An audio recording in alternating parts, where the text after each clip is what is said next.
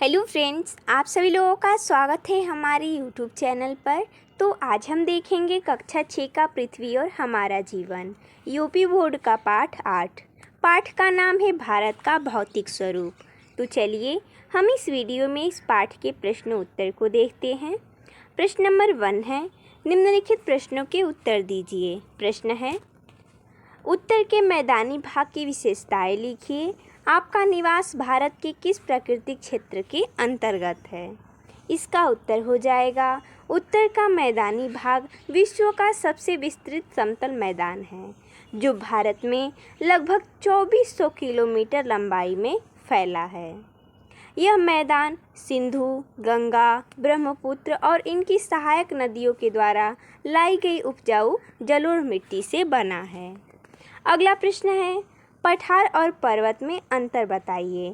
तो जैसा कि हमने यहाँ पर लिखा है पठार और पर्वत के बारे में अंतर, तो पठार धरातल का वह भाग जो पर्वत से नीचे और मैदान से ऊपर होता है तथा जिसका ऊपरी भाग सपाट हो, ढाल सामान्य हो तथा किनारों का ढाल तीव्र हो, पठार कहलाता है। और पर्वत किसे कहते हैं? तो धरातल का वह भाग जो आसपास के क्षेत्र से बहुत ऊंचा हो तथा जिसका आधार बहुत चौड़ा और शिखर नुकीला हो, पर्वत कहलाता है। अगला प्रश्न है, पठार और मैदानी भाग में अंतर स्पष्ट कीजिए। इसका उत्तर हो जाएगा, धरातल पर मिलने वाले अपेक्षाकृत समतल निम्न भूभाग के मैदान को कहते हैं। इनका ढाल एकदम न्यून होता है। तब इसके कहने का अर्थ ये है कि जो धरातल पर मिलने वाले अपेक्षाकृत समतल निम्न भूभाग को मैदान कहा जाता है, इनका ढाल एकदम न्यून होता है तथा ऐसे क्षेत्रों में नदियों का प्रवाह धीमे पड़ जाता है। समुद्र तट से इनकी ऊंचाई 200 मीटर की जमीन से पर्याप्त ऊंचा होता है और जिनका ऊपरी भाग चौड़ा व सपाट हो, पठार कहलाता है। सागर तल से इनकी ऊंचाई 300 मीटर तक होती है। अगला है, द्वीप और प्रायद्वीप में क्या अंतर है? उदाहरण देते हुए स्पष्ट कीजिए।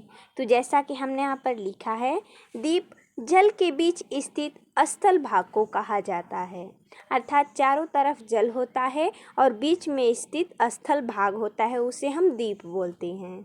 यह चारों ओर समुद्र से घिरा हुआ कोई प्रदेश या भूभाग होता है, जबकि प्रायद्वीप भूमि का वह हिस्सा है जिनके 3 तरफ जल और एक तरफ स्थल होता है। जैसे कि भारत का श्रीहरिकोटा एक द्वीप है, जबकि कोलाबा एक प्रायद्वीप है।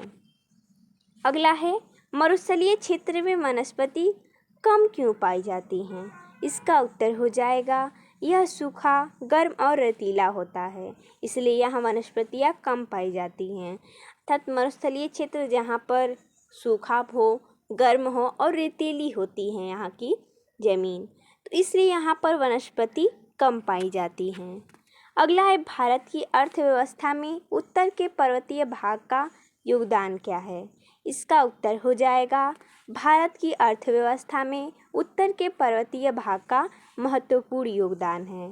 इस भाग में अनेक रमणीक स्थल हैं जो पर्यटन को बढ़ावा देकर देश की अर्थव्यवस्था को मजबूत करते हैं। अगला प्रश्न दूसरा है, निम्नलिखित कथनों के सामने सत्य या असत्य लिखिए। तो जो प्रश्न सत्य रहेगा उस पर हम सत्य लिखेंगे, जो असत्य रहेगा उसके सामने असत्य लिखेंगे। प्रश्न है, विश्व का सबसे ऊंचा पर्वत शिखर माउंट एवरेस्ट है। तो ये बिल्कुल सही है, तो इसके आगे हम सही का सत्य लिख देंगे। अगला है, मसूरी, कुल्लू, दार्जिलिंग आदि पर्यटक स्थल शिवालिक श्रेणी में स्थित है। यह सत्य है, तो इसके आगे हम असत्य लिख देंगे। उत्तर के मैदानी भाग का ढाल पूरब से पश्चिम की ओर है। यह सत्य है, तो इसके आगे हम असत्य लिख देंगे। आगे, गंगा एवं ब्रह्मपुत्र नदियों द्वारा बनाए गए विश्व के सबसे बड़े डेल्टा का नाम है सुंदरवन। तो ये बिल्कुल सही है, तो इसके आगे हम सत्य लिख देंगे। अगला है, लक्षद्वीप मूंगे से बना द्वीप है। ये भी सही है, तो इसके आगे हम सत्य लिख देंगे। अगला तीसरा है, रिक्त स्थानों की पूर्ति कीजिए। प्रश्न दिया गया, हिमालय की सबसे दक्षिण में स्थित पर्वत श्रृंखला को कहते हैं। तो क्या कहते हैं? तो शिवालिक श्रेणी या उप हिमालय कहा जाता है। तो हम यहाँ पर रिक्त स्थान की पूर्ति कर देंगे। अगला है गंगा नदी का उद्गम स्थल हिमनद है। तो कहाँ पर है? तो गंगोत्री है। तो हम यहाँ पर भर देंगे गंगोत्री हिमनद है। अगला है थार के मरुस्थल की प्रमुख नदी है। तो कौन सी है? तो लूनी है। हम यहाँ पर भर देंगे।